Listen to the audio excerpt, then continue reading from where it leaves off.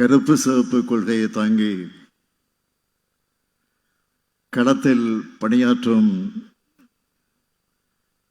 இளைஞரணி பட்டாளம் இங்கே கூடியிருப்பதை பார்க்கும்போது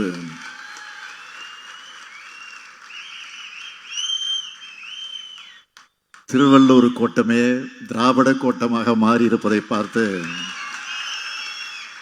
பெருமகிழ்ச்சி அடைகிறேன். காலத்தின் நிறம்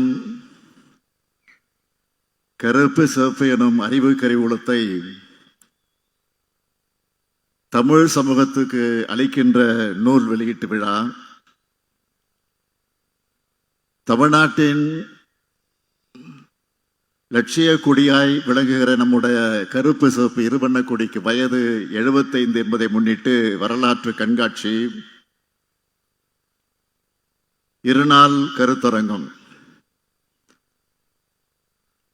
முற்போக்கு புத்தக கண்காட்சின்னு இளைஞரை முன்னெடுத்திருக்கக்கூடிய இந்த கொள்கை திருவிழாவில் பங்கெடுத்திருக்கக்கூடிய நம்முடைய கழக பொதுச் செயலாளர் மாண்புமிகு அமைச்சர் அண்ணன் துரைமுருகன் அவர்களே, கழக பொருளாளர் அருமை சகோதரர் TR பாலு அவர்களே, முதன்மை செயலாளர் மாண்புமிகு அமைச்சர் K நேரு அவர்களே, துணை பொதுச் செயலாளர்கள் I பெரியசாமி அவர்களே, பொன்முடி அவர்களே, திருச்சி N சிவா அவர்களே, ராசா அவர்களே, அந்தியூர் செல்வராஜ் அவர்களே, சாமிநாதன் அவர்களே, இந்த கொள்கை திருவிழாவுக்கு வித்திட்டு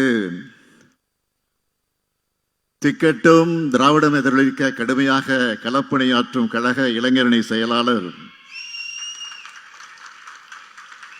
மாண்புமிகு துணை முதலமைச்சர் அருமை தம்பி உதயநிதி அவர்களே,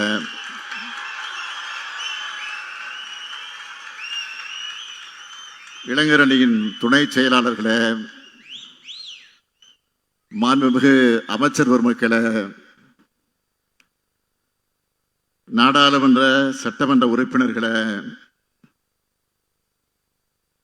கொள்கை உறவாக துணை நிற்கக்கூடிய தோழமை இயக்கத்தினுடைய தலைவர்கள் அண்ணன் வைகோ அவர்களே, சகோதரர் செல்வ பெருந்தகை அவர்களே, தோழர்கள் முத்தரசன் அவர்களே, வீரபாண்டியன் அவர்களே, ஈஸ்வரன் அவர்களே, நவாஸ்கனி அவர்களே, வேல்முருகன் அவர்களே, அருணாச்சலம் அவர்களே, அப்துல் சமத் அவர்களே, தமிமூன் அன்சாரி அவர்களே, மேயர் உள்ளிட்ட உள்ளாட்சி பிரதிநிதிகளே, ஆற்றல் மிக்க கழகத்தின் மாவட்ட கழக செயலாளர்களே, தலைமை கழகத்தினுடைய நிர்வாகிகளே, இயக்கத்தினுடைய முன்னோடிகளே, முற்போக்கு சிந்தனைகள் கொண்ட பத்திரிகையாளர்கள், என்னுடைய பெருமதிப்பிற்குரிய இண்டு ராம் அவர்களே, நக்கீரன் கோபால் அவர்களே, அன்புக்குரிய கோபண்ணா அவர்களே, எழுத்தாளர்களே, பேச்சாளர்களே, முக்கியமாக இளைஞரணி உருவாக்கி இருக்கக்கூடிய இளம் பேச்சாளர்களே,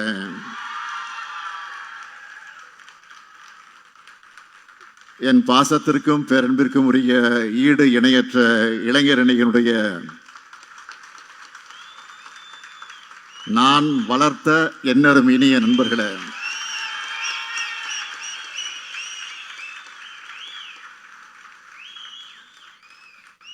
என் உயிரோடு கலந்துள்ள தலைவர் கலைஞர் அவர்களின் உயிரினும் உயிரான அன்பு உடன்பிறப்புகளே,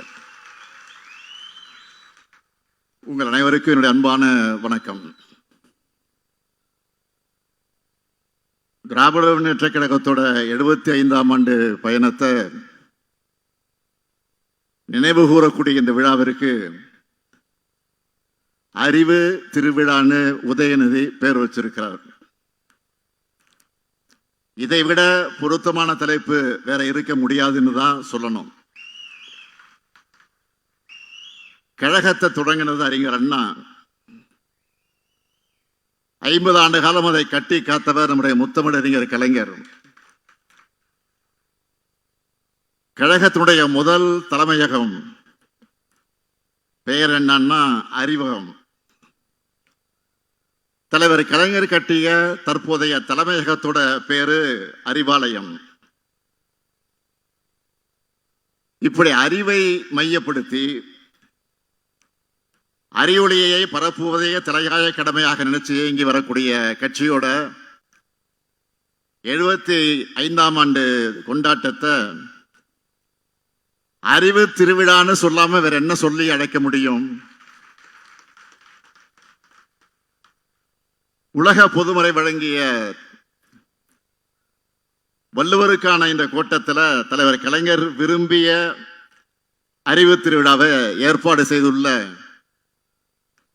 இளைஞரணியின் செயலாளர் கொள்கை இளவல் தம்பி உதயநிதி அவர்களையும்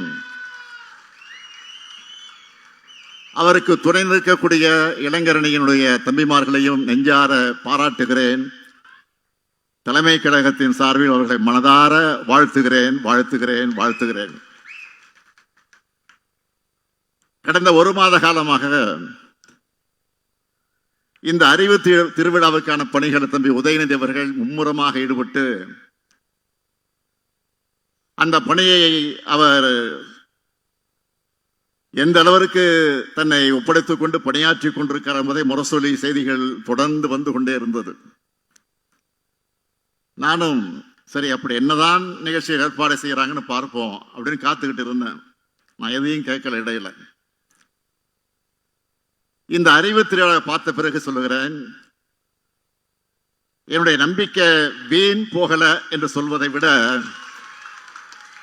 நல்லா கவனிங்க, வீண் போகல என்று சொல்வதை விட நான் நினைச்சதை விட சிறப்பாகவே ஏற்பாடு செஞ்சிருக்கீங்க. வள்ளுவர் கோட்டத்தில் என்ன சொல்றேன், தம்பி உதயநிதியோட கொள்கை பிடிப்பு மிக்க செயல்பாடுகளை பார்க்கிறப்போ ஐயன் வள்ளுவர் சொன்னாரு, மகன் தந்தை காற்றும் உதவி இவன் தந்தை என்னோற்றான் கொள்ளெனும் சொல்லேன். அந்த குரலுக்கேற்ப தம்பி உதயநிதி செயல்படுகிறான்னு பெருமையோடு சொல்றேன். அந்த பெருமையோடு அவருக்கு ஒரு வேண்டுகோள் வைக்க விரும்புகிறேன். ஏன் என்னுடைய அன்பு கட்டளை என்று கூட சொல்லலாம். இந்த அறிவு திருவிழாவை இத்தோடு நிறுத்தாமல் தொடர்ந்து ஆண்டுதோறும் நீங்கள் நடத்திட வேண்டும். நிச்சயம் இளைஞரணி இதை சிறப்பாக நடத்தும் என்ற நம்பிக்கை எனக்கு நிரம்ப உண்டு. முழுக்க முழுக்க சாமானியர்களால் தொடங்கப்பட்டு 1967 முதல் மாநில கட்சியா ஆட்சியை பிடிச்ச சாதனை பிடிச்ச கழக வரலாற்றை இன்று வரை மீண்டும் மீண்டும் பல்வேறு கோணங்கள்ல பல ஆய்வாளர்கள் ஆர்வத்தோடு ஆராய்ச்சி பண்ணிக்கிட்டே இருக்காங்க. ஏதோ கட்சியை தொடங்கணும், அடுத்த முதலமைச்சர் நான் தான் அறிவிச்சோம்னு நாம் ஆட்சிக்கு வரல. கழகத்தோட தலைவர்கள் இருந்து கடைகோடி தொண்டர் வர சுற்றி சுழன்று பணியாற்றினாங்க. 18 ஆண்டுகள் உயிரை கொடுத்து ஒவ்வொருத்தரும் உழைச்சாங்க. எத்தனை பத்திரிகைகள், எத்தனை புத்தகங்கள், எத்தனை கூட்டங்கள், எத்தனை கொள்கை வகுப்பெடுப்புகள், நாடகங்கள், திரைப்படங்கள், எத்தனை போராட்டங்கள், எத்தனை சிறைவாசங்கள், எத்தனை தியாகங்கள், எத்தனை துரோகங்கள். திமுக உழைத்த உழைப்பு சாதாரண உழைப்பல்ல. சமூகத்துல சரிவாதி மக்கள் படிப்பறிவு கூட இல்லாத இருந்த காலகட்டத்தில் குக்கிராமத்தில் இருக்கக்கூடிய முடி திருத்தும் கூடிய சலூன் கூட மக்களின் சிந்தனையை திருத்துகிற மையமாக செயல்பட்டுச்சு. சைக்கிள் கடை, டீ கடைன்னு ஒரு இடம் விடாம திராவிட இயக்க இதழ்கள் ஒரு திமுக காரர் வாசிக்க அவரை சுத்தி 10 பேர் செவி வழியாக கேட்டு உலக வரலாற்றை தெரிஞ்சுக்கிட்டாங்க. கிராமத்தில் இருக்கிறவங்களும் கியூபா புரட்சியை தெரிஞ்சு வச்சிருந்தாங்க. ரஷ்ய புரட்சி பத்தி படிச்சு ஊக்கமும் உறுதியும் பெற்றாங்க. இப்படி நாம் பெற்ற வெற்றி என்பதை இனி யாரும் படைக்க முடியாத வரலாற்று சாதனை. இந்த வரலாறு பற்றியெல்லாம் தெரியாத சிலர் நம்மை மிரட்டி பார்க்கிறாங்க. இன்னும் சில அறிவியலிகள் திமுக போலவே வெற்றி பெறுவோம்னு பகல் கனவு காண்றாங்க. திமுக போல் வெற்றி பெற திமுக போல் உழைப்பும் அறிவும் தேவை. ஒரு சூரியன், ஒரு சந்திரன், ஒரு திமுக தான். இப்படி ஒரு இயக்கம் இந்த மண்ணில் தோன்ற முடியாது. இந்த வரலாற்றையும் நம்மோட கொள்கையும் தம்பி உதயநிதி இளைய தலைமுறையினர் கொண்டு சேர்த்ததால் தான், சேர்க்கிற காரணத்தால் தான் இளைஞரணி செயலாளராக அவர் பொறுப்பேற்றதிலிருந்து லட்சக்கணக்கான இளைஞர்களை கழகத்திற்குள்ள கொண்டு வந்திருக்கிறார். அவங்களுக்கு பாசறை கூட்டங்களை நடத்தியிருக்கிறார். முரசொலியினுடைய கடைசி பக்கத்தில் பாசறை பக்கமாக மாற்றினார். கொள்கைகளை பரப்ப முத்தமிழ் பதிப்பகத்தை தொடங்கினார். தொகுதிதோறும் கலைஞர் நூலகங்களை திறக்கிறார். உங்களை போன்ற இளம் பேச்சாளரை உருவாக்கி இருக்கிறார். இப்ப இந்த அறிவு திருவிழா மூலமாக இளம் எழுத்தாளர்கள், ஆராய்ச்சியாளர்கள் உருவாக்கிட்டு இருக்கிறார். இதுதான் தந்தை பெரியார் செய்த பணி, பேரறிஞர் அண்ணா செய்த பணி, கலைஞர் செய்த பணி, நான் விரும்பும் பணி. இதை உதயநிதி செய்கிற காரணத்தால் தான் தந்தை என்பதை விட இந்த இயக்கத்தோட முதன்மை தொண்டன் என்ற வகையிலே நான் பெருமகிழ்ச்சி அடைகிறேன். இன்னைக்கு வெளியிட்டிருக்கக்கூடிய காலத்தின் நிறம் கருப்பு சிவப்பு புத்தக தலைப்பிலேயே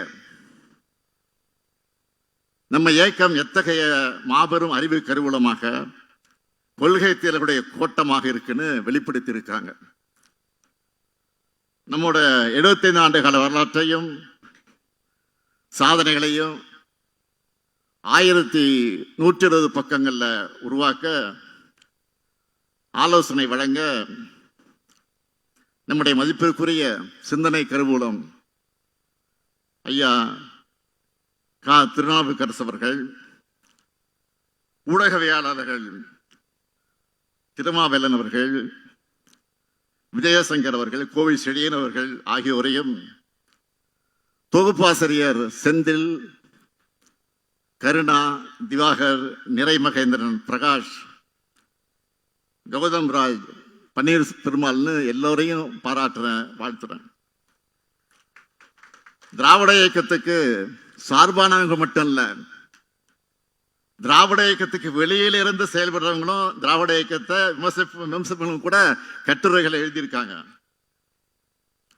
இத்தனை கட்டுரையாளர் பார்வைகளை இப்படி ஒரு புத்தகம் உருவாகிறது மிகவும் சிறப்பு.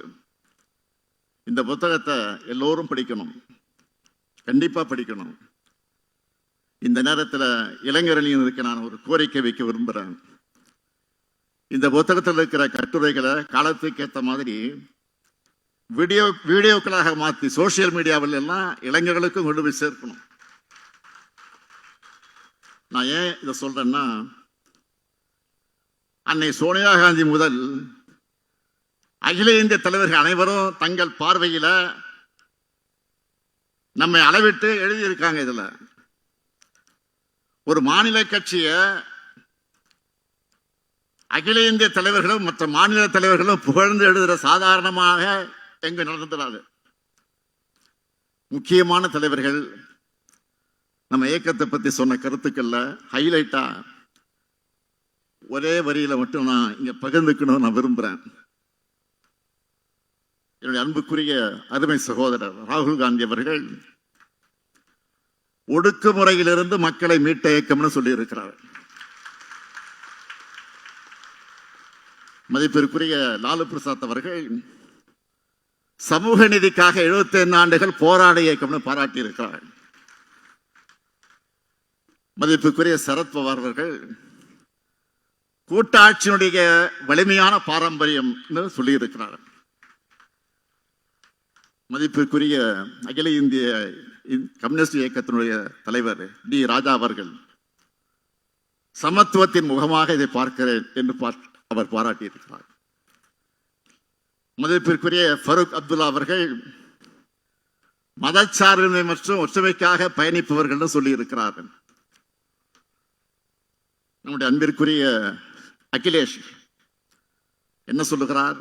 எங்களுக்கும் திமுக இருப்பது லட்சியங்களுக்கான ஒருவன் சொல்லி இருக்கிறார். சகோதரர் தேஜஸ்வி அவர்கள் பீகார் மாநிலத்தினுடைய முதலமைச்சராக விரைவில் வர இருக்கக்கூடிய, எதிர்பார்த்து கொண்டிருக்கக்கூடிய தேஜஸ்வி அவர்கள் நம்ம ஜனநாயகத்தின் தோழனாக பார்க்கிறார். அவர்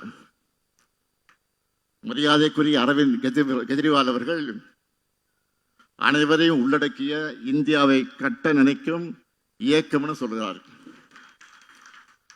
இப்படி இந்தியாவே போற்றும் இயக்கமாக நம்ம திராவிட முன்னேற்ற கழகம் வளர்ந்திருக்கு. இந்த சாதனைகளும் வளர்ச்சியும் தான் பலருடைய கண்களை உறுத்துது. நாம் பேசும் சமூக நீதி, சுயமரியாதை, மாநில சுயாட்சி, கூட்டாட்சி ஆகிய கருத்துக்கள் இன்றைக்கு இந்தியா முழுமைக்கு பரவிடுச்சு. என்னடா இவங்க தமிழ்நாட்டிலே முடக்க நினைச்சா இந்தியா முழுக்க தாக்கத்தை ஏற்படுத்துறாங்கன்னு கோவப்படுறாங்க. நான் பெருமையோடு சொல்றேன், இந்த அறிவு திருவிழா திராவிடம் வெல்லும், அதை காலம் சொல்லும் என்கிற அந்த முழங்கக்கூடிய திருவிழா இது.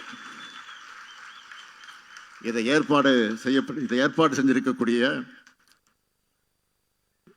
இதில் இடம்பெற்றிருக்கக்கூடிய புத்தக கண்காட்சியில இருப்பது வெறும் திமுக புத்தகங்களையும் திராவிட இயக்க புத்தகங்களையும் மட்டும் வைக்காம பொதுவுடைமை இயக்க புத்தகங்கள், அம்பேத்கரிய புத்தகங்கள், பெண்ணிணைய புத்தகங்கள், அனைத்து வகைப்பட்ட அரசியல் புத்தகங்களும் களமா முற்போக்கு புத்தக கண்காட்சியை ஏற்பாடு செஞ்சிருக்கிறாங்க. முற்போக்கு கருத்துக்களை மக்களிடம் அறிமுகப்படுத்தி அவங்களை எழுச்சி பெற வைக்கிற என்ற பெயர் தந்தை பெரியார் செஞ்சிருக்கக்கூடிய பணியை நீங்க தொடர்ந்து செய்வது எனக்கு பெருமையாக இருக்கு. இங்க இருக்கக்கூடிய இளைஞர்கள் தம்பிமார்களை பார்க்கிறப்போ இது கூடி களையும் கூட்டம் அல்ல, காலந்தோறும் கொள்கைகளை கூறு கட்டிக் கொள்ளும் கூட்டமாக இருக்கிறத காரணத்தால் தான் எத்தனை பெரிய எதிரிகளாக வந்தாலும், எத்தனை பெரிய தந்திரங்களை கொண்டு நம்ம வீழ்த்த முடியலன்னு உணர்த்துது. கொள்கை ரீதியா திமுகவை வீழ்த்த முடியாத காரணத்தால் தான் இப்போ தேர்தல் ஆணையம் மூலமா திருட்டுத்தனமா குறுக்கு வழியில வீழ்த்த முடியுமான முயற்சி பண்ண பார்க்கிறாங்க. அதுதான் எஸ்ஐஆர். மறந்துடாதீங்க. ஏன் அந்த எஸ்ஐஆர் அவசர அவசரமாக நடத்தணும்? தேர்தல் நேரத்தில் குழப்பத்தை ஏற்படுத்தக்கூடிய, இது வேணாம்னு எல்லா அரசியல் கட்சிகளும் வேண்டாம்னு சொல்லியும் ஏன் நடத்தணும்? இந்த கேள்விகளுக்கு பதில் சொல்லாம, இதையெல்லாம் காது கொடுத்து கேட்காம தேர்தல் ஆணையம் எஸ்ஐஆர் பணிகளை தொடங்கிட்டாங்க. இதுக்கு எதிராக சட்ட ரீதியாகவும் அரசியல் ரீதியாகவும் நாம் போராடிக்கிட்டு இருக்கோம், போராட போறோம், தொடர்ந்து போராட போறோம். அது வேற. இந்த நேரத்தில் இங்க இருக்கக்கூடிய இளைஞர்களின் தம்பிமார்கள் நான் கேட்க விரும்புவது, களத்தில் வேலை செய்கிற நீங்க எந்த ஒரு போலி வாக்காளரும் இடம்பெறாம பார்த்துக்கணும். உண்மையான நம்ம வாக்காளர்கள் விடுபடாம பார்த்துக்கணும்.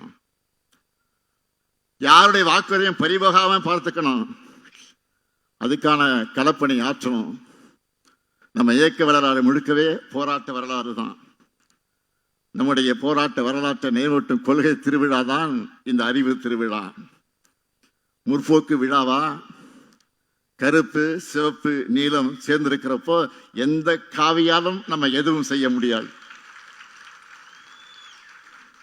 இந்தியாவின் ஜனநாயகத்தையும் தமிழ்நாட்டின் எதிர்காலத்தையும் காக்க 2019 முதல் தொடரக்கூடிய நம்முடைய பயணம் 2026 மாபெரும் வெற்றியை பெறும். திராவிட மாடல் 2.0 ஆட்சி அமையும். தந்தை பெரியாரின், பேரறிஞர் அண்ணாவின், தலைவர் கலைஞரின், இந்த முத்துவேல் கருணாநிதி ஸ்டாலின் கொள்கை வாரிசுகள் இருக்கும் வரையும் தமிழ்நாடு தலை குனியாது, தமிழ்நாடு போராடும், தமிழ்நாடு வெல்லும். நன்றி, வணக்கம்.